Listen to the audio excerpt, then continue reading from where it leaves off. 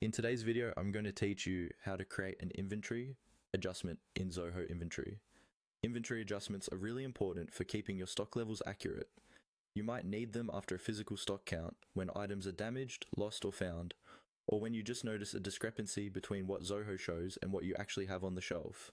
In this walkthrough, I'll guide you through the basic process of creating an adjustment so your records stay clean and up to date. First, log into your Zoho Inventory account and head over to the main navigation menu. Look for the section labeled Inventory. This is where all your stock-related options live. Go ahead and click on Inventory to open that area. If you're managing a lot of products or multiple warehouses, this is the central place where you'll be able to see and control your stock. Once you're inside the Inventory section, find the option called Inventory Adjustments. This is usually listed along with other inventory tools like items, warehouses, and stock tracking. Click on Inventory Adjustments. This page shows you a list of all the adjustments that have already been made, including any that are still in draft form and those that are finalized. It's a great place to review historical changes and keep an audit trail of why your stock levels were updated. To create a new change, look for the button that says Create Adjustment. Click on Create Adjustment to start a brand new inventory adjustment. This opens a form where you'll enter the details.